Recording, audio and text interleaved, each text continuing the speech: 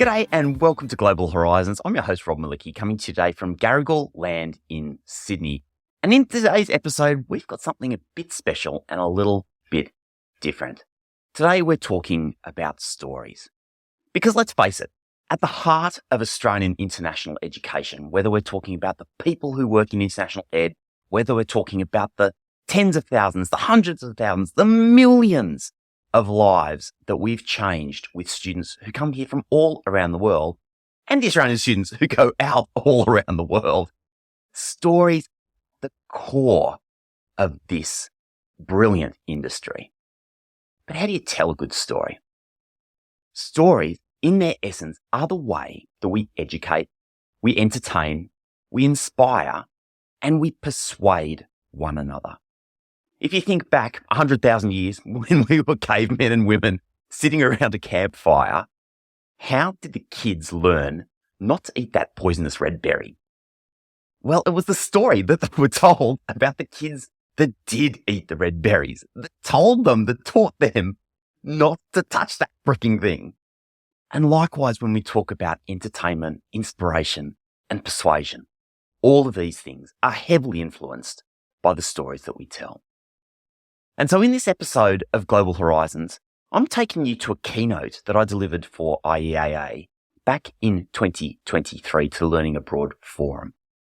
There's an amazing story at the core of this keynote presentation, but also you're going to pick up some really actionable, interesting tips that you can start applying today in your work, and you know what, even more broadly than that, in your life, to tell a better story so that you too can educate, entertain, inspire, and persuade.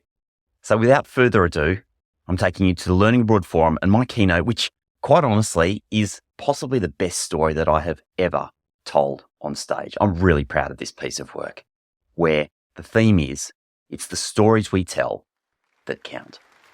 Enjoy.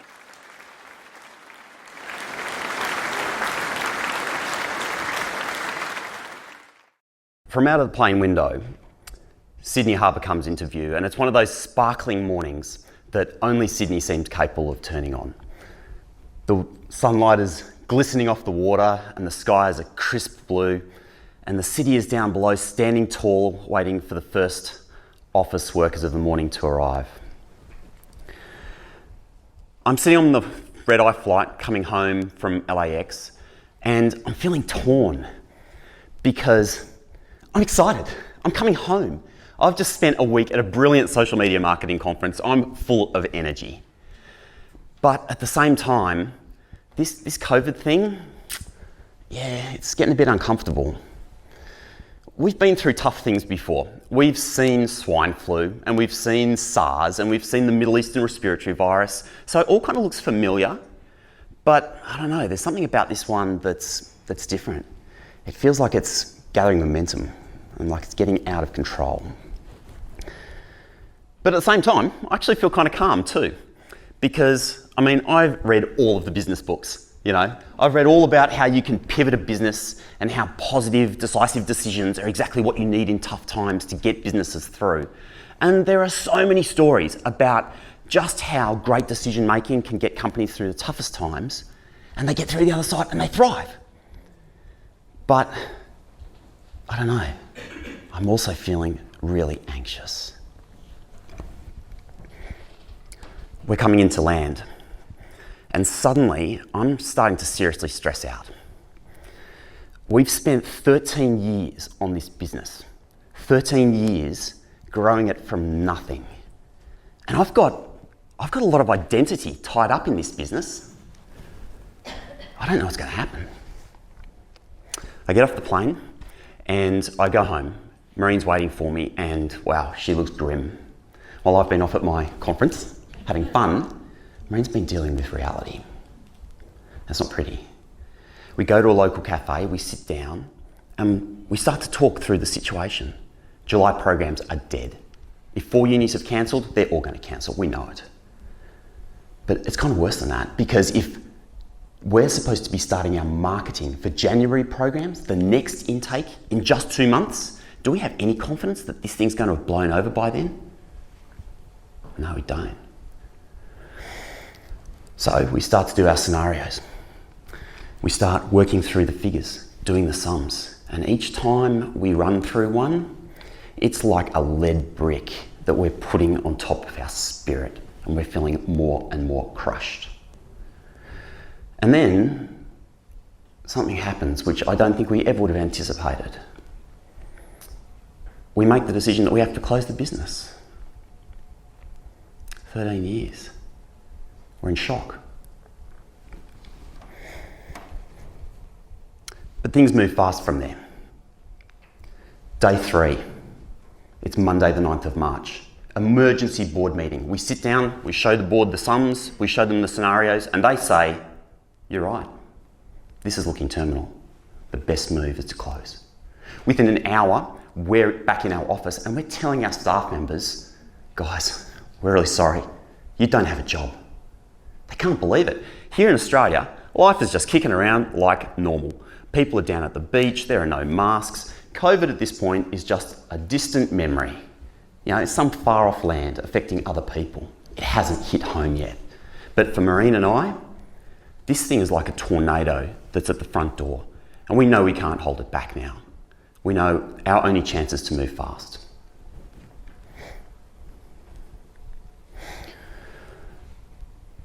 Day 8. There's nobody left in the office. It's just me.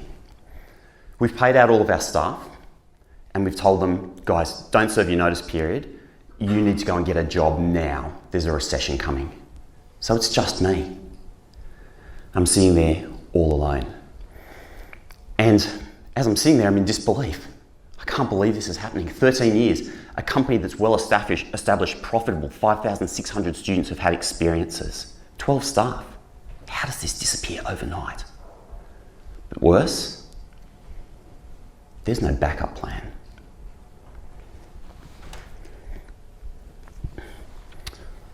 A week later, and I've finished reimbursing $600,000 worth of student payments.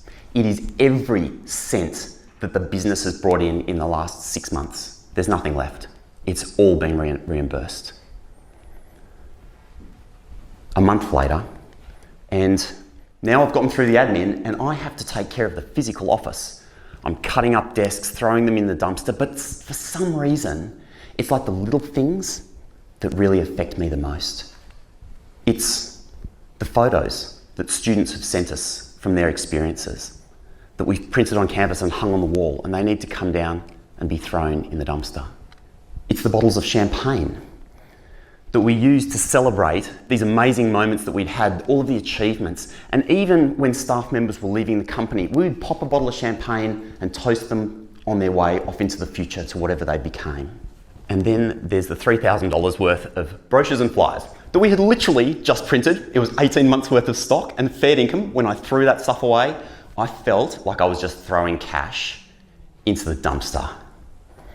Day after day, week after week, I sit in that office, desperately alone, putting my heart into boxes. 2 months go by, and the office is empty. And we're handing back the key. And as we're handing back the key, we're not just handing back an office. We're handing back 13 years of work, 13 years of investment, 13 years of identity. Somewhere in the middle of all of this, I come home from work one day and I go upstairs, and there on my pillow is a card. And it's from Maureen. I take it out of its envelope. And the message on the front is simple. It says, "One day, we'll look back on this and we'll laugh." Right, fantastic. So we've just closed down our 13-year-old business. We've refunded $600,000. We've sacked 12 staff. Everything is lying in ruins, and one day we're going to look back at this and laugh. Now I've got another problem. My wife is clearly delusional. Yeah? But somehow, this is funny, right? Somehow deep inside me, that card, that message plants a seed. The problem is that I've got no time. We're still in the middle of May 2020. You guys were there. You know what it was like. It was chaos, homeschooling, fear, uncertainty. It was just a bizarre whirlpool of everything. And just like everybody else, we were swept up in it. But for us, May 2020 was actually supposed to be the start of a completely different story. For 5 years, we'd been planning a trip around Australia, 6 months out of work, travelling the country with our kids, and we were ready to go. Caravan was in the front yard, and every time I walk out the front door and every time I come home, I'm walking past that double blow that seems to be hitting us in the guts. Because now even the trip's up in the air. 5 years of planning. Then, on the 18th of June, Marine's birthday no less, Marine's birthday, we get a surprise. The Northern Territory announces that they're going to be opening their border. Ooh, hang on a second. If South Australia were to open their border, because at this point, right, everybody's closed. But if South Australia opened, we could sneak out. And we could still do that trip. We'd be 2 months behind, but who cares? That'd be awesome. 30th of June, we get an even bigger surprise. Queensland. Queenslanders, thank you. Queensland decides to open the border. And suddenly, we're facing a choice. The plan for the trip never included Queensland, no offence. The plan was always to go west. West is best. The plan was to go west. The plan was to go and do the coast and to spend months on the beach watching sunsets and all that. Queensland wasn't even on there, but you know what? You don't get to choose the cards you're dealt, but you do get to decide how you play them. We took our script, we took our plan and we ripped it up and we said, we're going to go. The next week is chaos. We've got to get everything ready. The caravan's got to be prepared.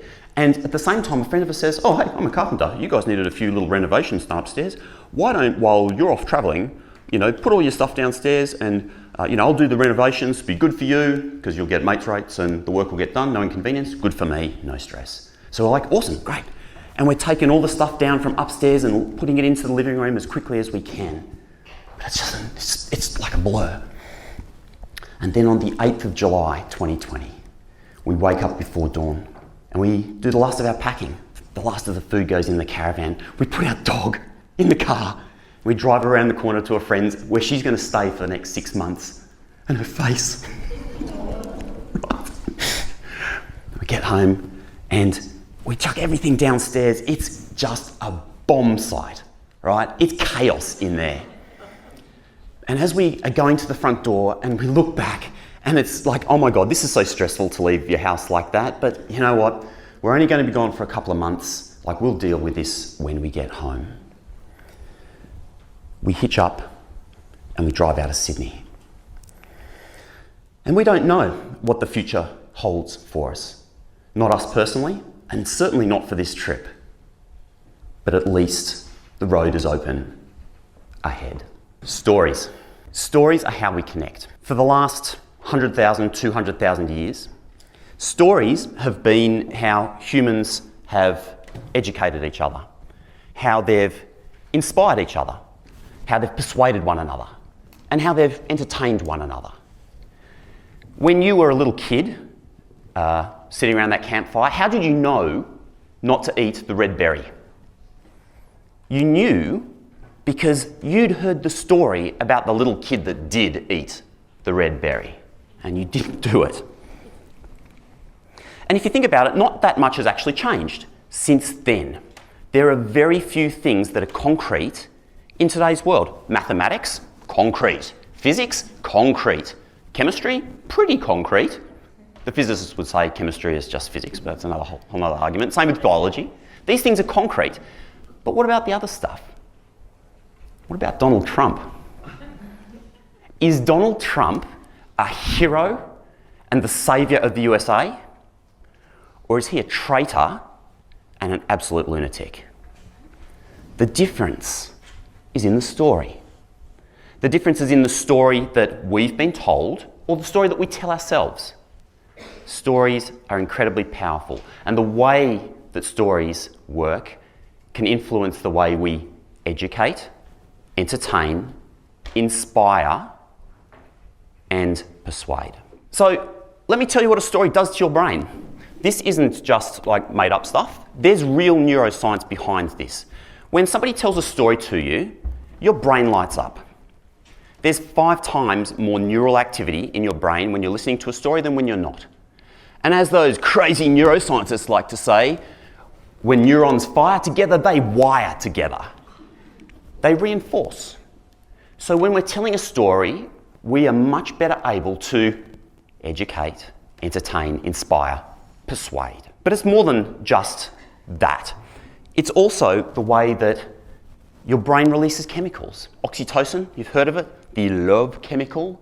The same chemical that's released in your brain, or released in the brain of a mother when she's holding her baby. And this is without a word of a lie true, it's the same chemical that's released in the brain of a man when he stares into the eyes of his dog.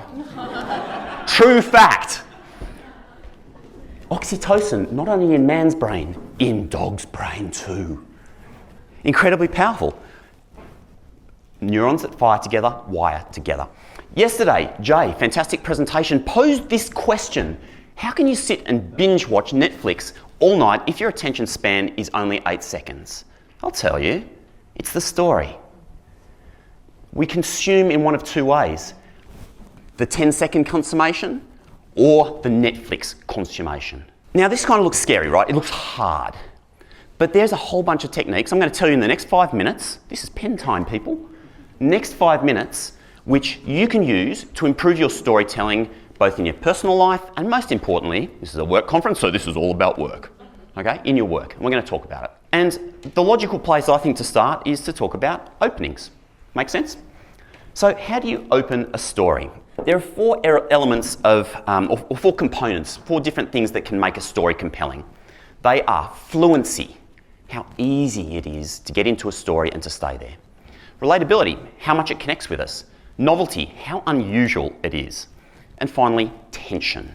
Is there something there that holds us in there, like magnetism?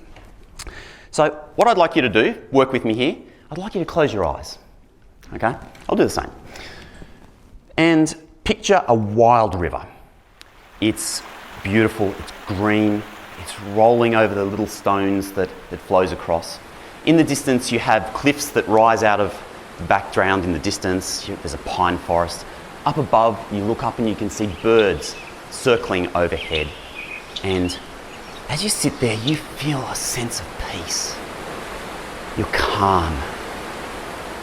That water looks good. You take off your shoes and your socks.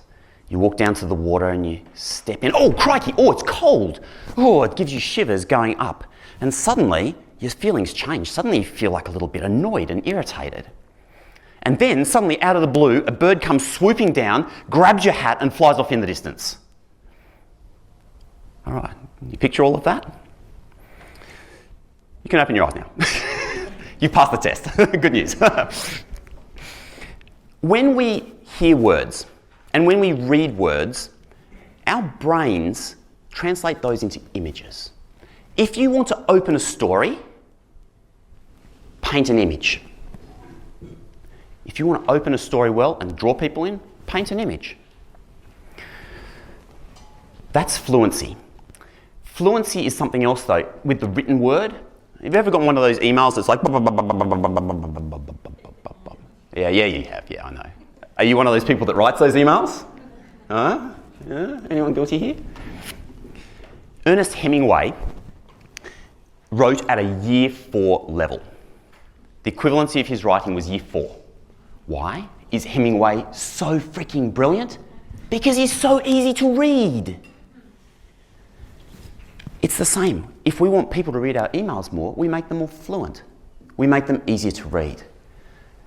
You can space them out more. Just one line, one line, one line, one line. It's easier to read. I recently did an exercise with a client at the start of this year. We went back and rewrote all of their inbound marketing materials. All we were looking at was fluency and relatability, which I'll talk about in a second. 23% increase in engagement over 6 months by doing 2 little things, making it easier to read, easier to fall into the story, and easier to relate to. Let's talk about relatability. Relatability is about emotion. Remember the start of my story? I'm sitting on the plane, I'm looking out the window, and I'm feeling torn. I'm feeling excited, and at the same time, I'm feeling really anxious and scared. Emotions help us to connect with the characters in a story. And that's what draws us into the river. And our goal is to keep people in the river and moving. Because if you do these things, if you make it visual and you have good emotion in there, it becomes like quicksand. People cannot escape. That's really good. That's how you open a story. What about the middle? The middle of a story. The middle, there are two elements that work really well. The first is what's at stake.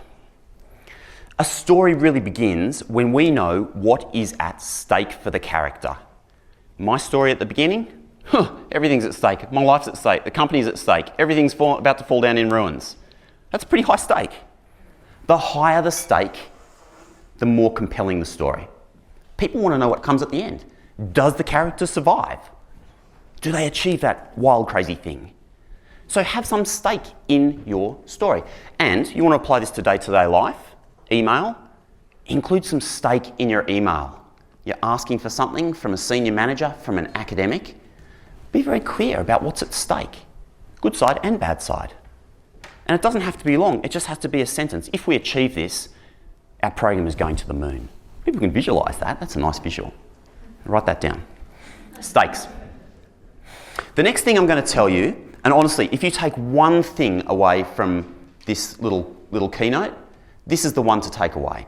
The middle of a story, you know, they say it should have a rhythm like this, like ups and downs and flow, and God, it sounds hard. It relies on two things. The character is moving through the story, they are intending to get somewhere, and oh shit, there's an obstacle. Oh, I need to kind of get over that obstacle. And moving on, oh my God, there's another obstacle. Oh, I need to get under the obstacle. It's intention and obstacle. You will become an infinitely better storyteller just by remembering this one thing. When you tell a story, make the intention of the character clear and make it clear what the obstacle is in the way. Our students undertaking experiences. I wanted to go and study overseas. I was from a low SES background and I saved up money for 6 months. Then I lost everything in a cryptocurrency scam, of course, 20-year-old. I was ruined, heartbroken, and I thought everything was lost. But then I got an email from my university and I discovered the new Colombo plan. And everything was saved. Intention and obstacle. It's the easiest way to carry a story from start to finish. And so then that brings us through to closing a story, how to close a story. And I know people say, it's the most important part of a story, how you close it, but it's actually not that complicated at all.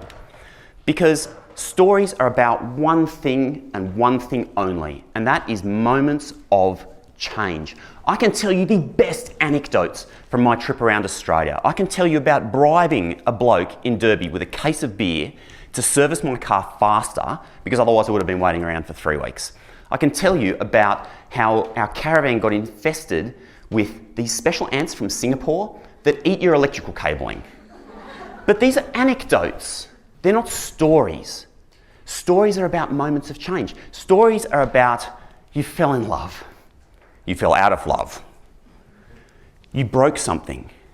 Something changed. You changed your mind on something. You had a realisation. Vanessa Wood, is she still here? Told me a beautiful story yesterday.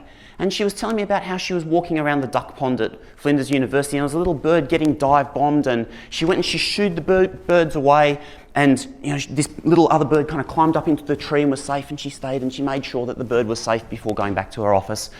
And when she got back to her office, she realised, moment of change, realised that that moment was reflective of why she was doing the job she does. Because it's about nurture. It's about looking after students, looking after that bird. She didn't even know she was doing it. She just told a cracking story.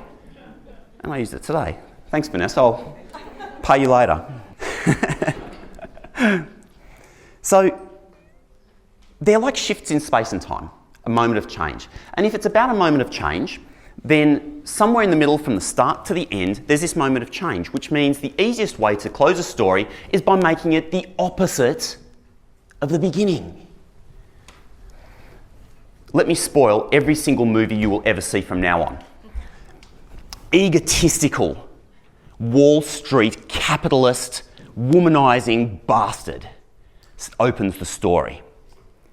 Throughout the story, intention, an obstacle, everything. I can tell you how this story is going to end. He's going to end up in Africa doing humanitarian work with his new lover, Alan. Yeah, story's going up and down, and then he meets Alan. Alan's a pretty good sword, isn't he? I'd fall for him too. The beginning is the opposite of the end, and we just need to find one of the two to tell a good story. So if you're working with your student marketing material, for example, you're looking for the moment of change. You're looking for a moment that might make either a good beginning or a good ending. And then you're just finding the opposite. And there is your story, start to finish.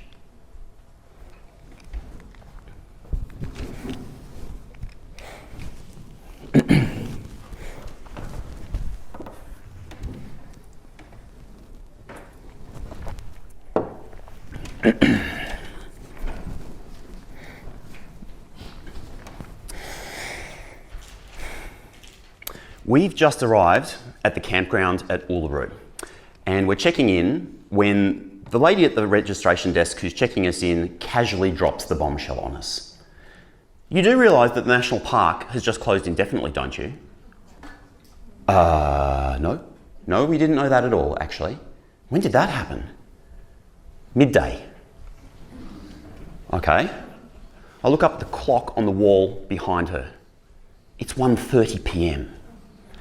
We've just driven 5,000 kilometres across half of Australia to get to the start of this part of our adventure. We've been waiting 5 years for this trip. We've lost our business. We've arrived and we've missed it by an hour and a half. We can't believe it. We're devastated. A few questions and we find out what's happened. A plane load of tourists has taken off from a COVID hotspot and flown into Uluru, which, if you're not familiar, is a vulnerable Indigenous community, Murutjulu. We can't believe it.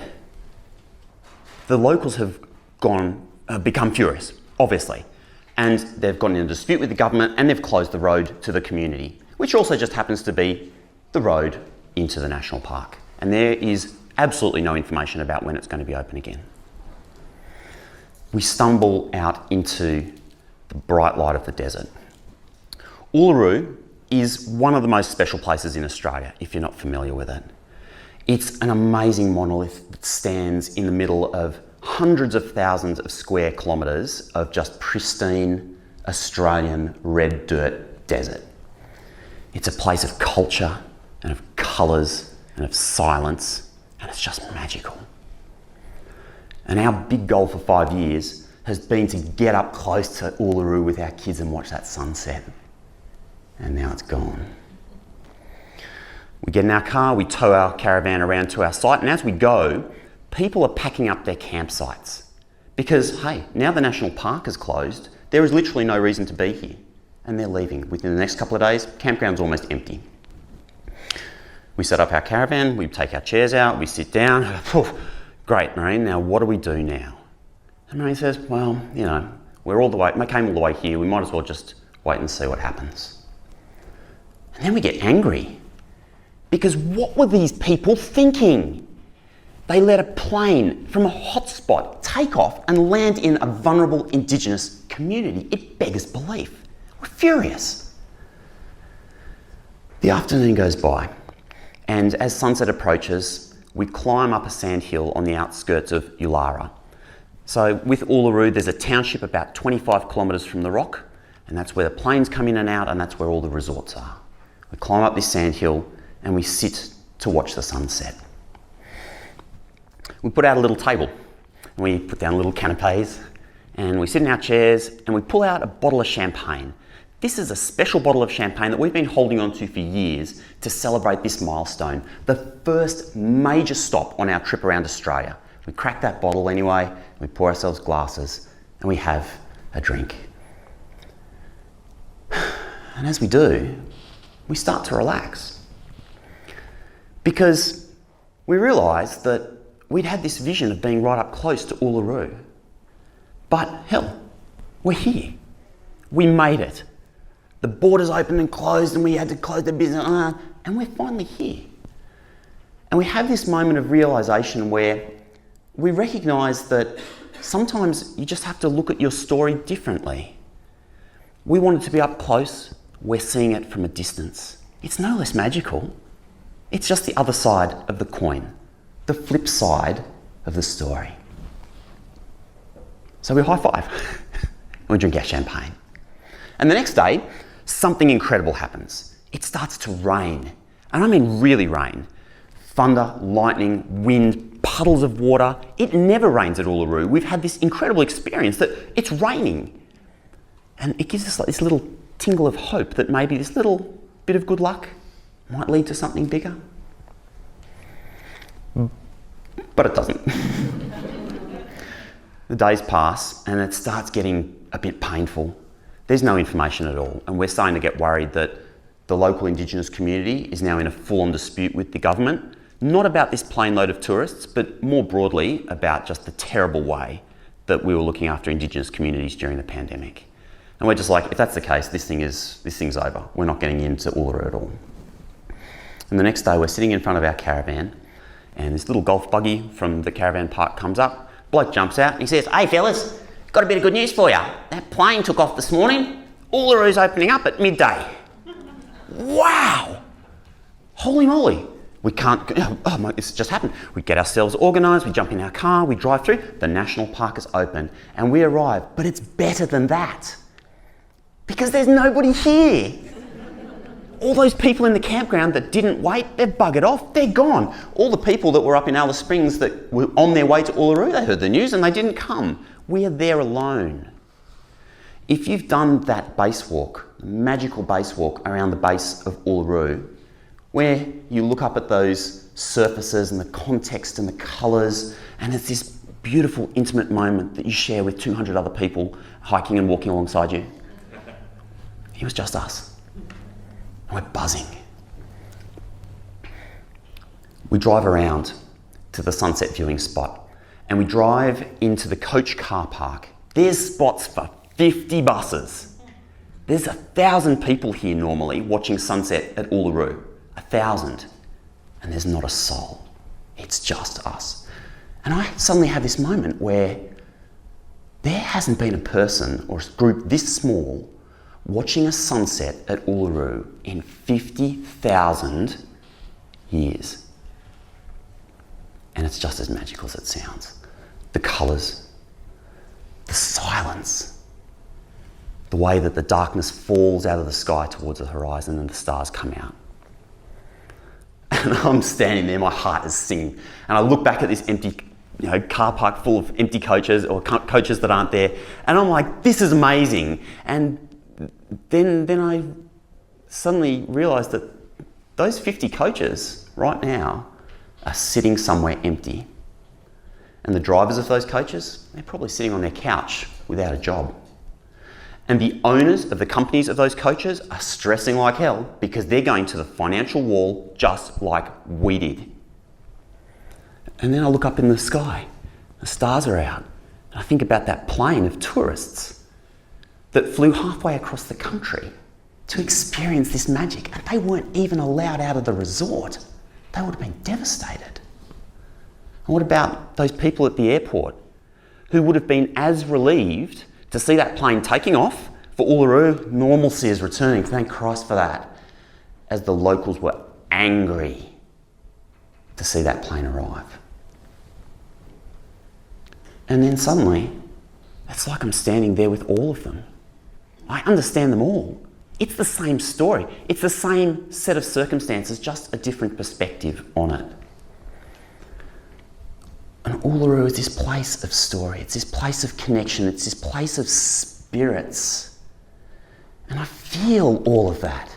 I feel these guys and their anger, their disappointment, their joy, their relief, their hope. And without a word of a lie, I feel 50,000 years of culture and knowledge wash over me. And we're standing there and we're just all one. We stand there in the presence of the elders. and I look up in the night sky and I know that I've truly experienced Uluru. So where can you place your stories? Because we can use these all over the place. I mean, obviously in your personal life is really nice, but what about in work? There are a couple of easy places where we can use these every day. The number one is in your emails, all right? Do you get 50 emails a day, 100 emails a day, 200 emails a day? Think about senior managers, how many emails they're getting. Our first goal when we send an email is to get that bloody thing opened. Your subject line is way more important than you think. Way more important than you think. Typical subject line looks something like this. Writing to an academic to ask them to help out on a project. And it starts something like, meeting request for project X. Academic scanning their inbox goes, whoa. Yeah. So how about this? Subject, coffee, question mark, emoji. Emojis are one of the best things that you can use in a subject email line. There was research done by a major cruise company that just started including like ticking clock emojis, indicating scarcity in their marketing campaigns, and their response rate, their sales went up 9% from an emoji. It's the cheapest investment you're ever going to make. But there's more to this. Coffee. When I say the word coffee, immediately in your mind, if you're a coffee drinker particularly, you're going to have some sort of vision. Maybe sitting down, relaxed, chat. Question marks like an invitation, bit of curiosity, something interesting is going to happen. Are we more likely to open that? Probably. No guarantees, but it's worth a crack. It's better than project request for blah, blah, blah. Let's thread a couple of things together.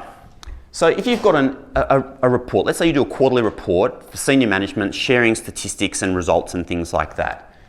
And it's got to go to senior management who are incredibly busy. How about this? Quarterly results. Did we make it? Is senior manager are they going to open that email? I reckon they are. I would. I'd be like, I want to know what's inside. But you double down. Then you give them this. I have good news and bad news. Please see the inside report. What are they going to do? Of course they're going to open the bloody report. And that's when you hit them with the gold. Reports are so badly done. Let's face it. Most reports get written and barely ever read, maybe never read, because there's no story to them. They don't create a vision for the future. And this is where it's most powerful. I did a storytelling workshop with a group of interns who are interning with companies, helping them with their climate action strategies. And it's one of those things, a lot of companies are like, oh yeah, get an intern to work on our climate thing. We just need like some sort of, policy. And the students are like, how are we going to cut through? So I said, this is very easy. Paint a picture of their company and how it will be changed, what it will look like once they implement your recommendations. Of course you need the recommendations in there, but you need to paint the picture of the future. Bigger numbers, better brand, staff that are happier. Once you create a vision for the future, we invoke a thing which is called fear of loss. Psychological bias, where once we own something, including something in our heads, we don't want to give it up. And so we could put this stuff into our reports, create an image that senior management don't want to give up. And that's when you slip in, this vision can be yours. You just need to give us 10 hours of casual time a week, or investment in this project, or fill in the blank. So this can be very, very effective just by telling a story. My last one is thinking about the way we interact with our students. Pre-departure, or even pre-arrival stuff for your inbound students. More and more, I feel that we're moving down this track of trying to do it for the students, or trying to make it really easy. Checklists, tick this box, tick, tick, do this, then do that, then do this, then do that, then do this, do that. And we wonder why students tune out. Because we all know that students are more resilient after these experiences. They get through obstacles. But at the same time, we're trying to take all those obstacles away. Instead of telling the story of the students that faced those obstacles and got through. So when it comes to doing these sorts of pre-departures, pre-arrivals, tell the stories of the students that got through. You had no money, you saved up, cryptocurrency, blah, OS help. That's far more compelling, and you'll bring people along.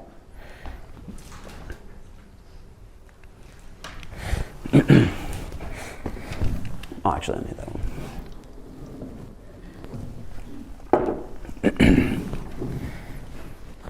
You cut the lapel.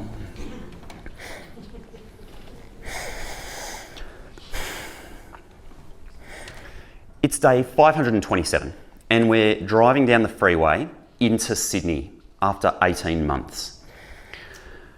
We're all in the car feeling cranky and tired, and we just want to be out of here because we've just driven 10 hours from the Gold Coast to Sydney in one hit. The guardrails are flashing by and we're just irritated. We get to our exit and we drive up the ramp and we pull out onto the Pacific Highway, and suddenly everything is familiar. The petrol stations, the buildings, the speed cameras, nothing's changed. And as we drive across the suburbs, we have this sense of anticipation that's building because we're excited. Tonight, we're going to be sleeping in our own beds, and in the next couple of days, we're going to be seeing friends and family. We haven't seen them for 18 months. As we drive across the suburbs, we also reflect on the fact that this is really familiar. Everything around us is familiar. But other things have become familiar to us too. The concept of new, everything being new, things being changed, plans being torn up, discomfort are all now familiar with us and comfortable. But this is different. This is home. This is safe and secure. We drive into our suburb and oh my gosh, somebody's built a new fence, wow. And somebody over there has painted the building, incredible. And then we drive into our street and seriously, nothing has changed. It's just as we left it 18 months ago. We pull around and we park up in our driveway, and I tell you what, it is just like super easy to park because we've got no caravan anymore. We sold it recently up the coast.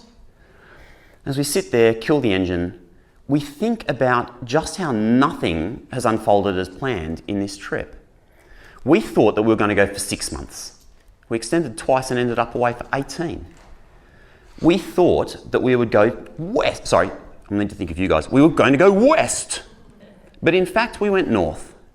And we thought we'd be homeschooling the kids the whole way, and in the end, they ended up in school twice, once in Fremantle and once in Noosa. And when we reflect on it, we realise that none of this would have happened if we hadn't just started the story 18 months ago. It was not the plan. We tore up the plan in order to get going. But in fact, more than that, now 6.5 years ago was when that story first began.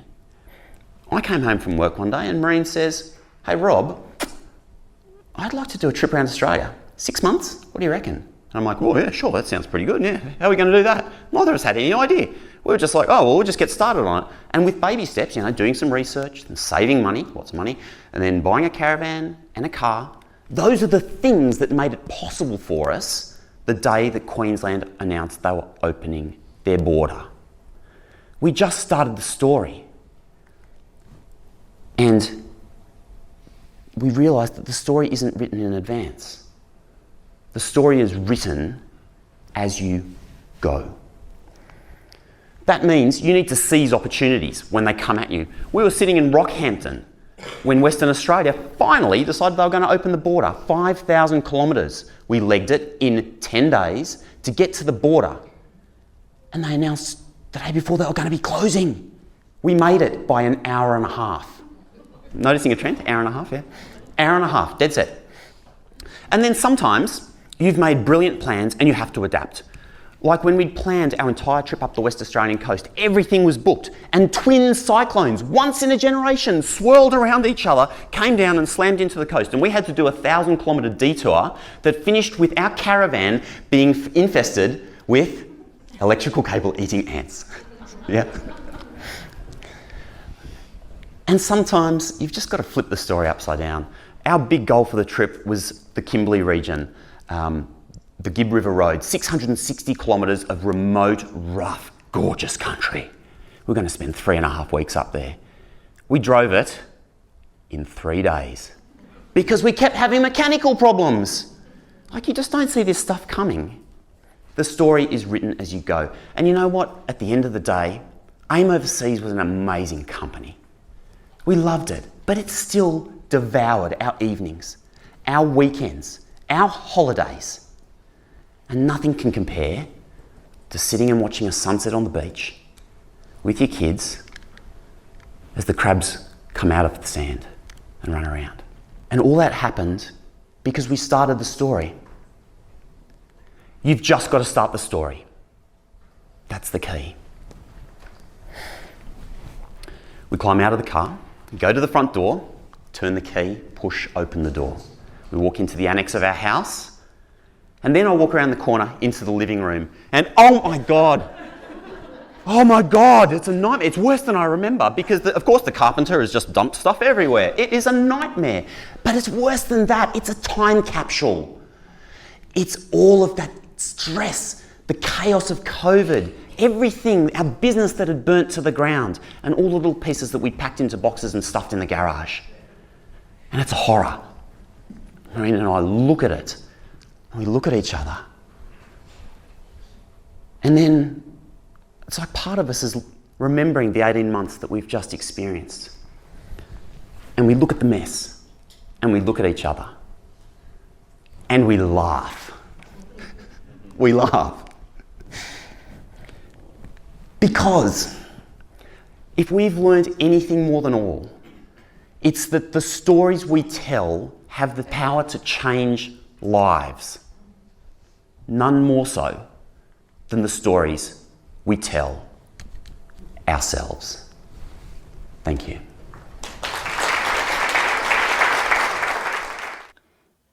The Global Horizons podcast is brought to you by the Global Society, Australia's Learning Abroad support company. For about 10 years, the Global Society has been supporting Australian learning abroad teams with technology, training, consulting, strategy, marketing, you name it. We all know that learning abroad is time-consuming and complex, so if your team could use a little bit of extra support, reach out to the Global Society, globalsociety.com.au. Today's episode was recorded on Garigal land in Sydney, and we pay our respects to elders, past, present, and emerging. Thank you. See you next time.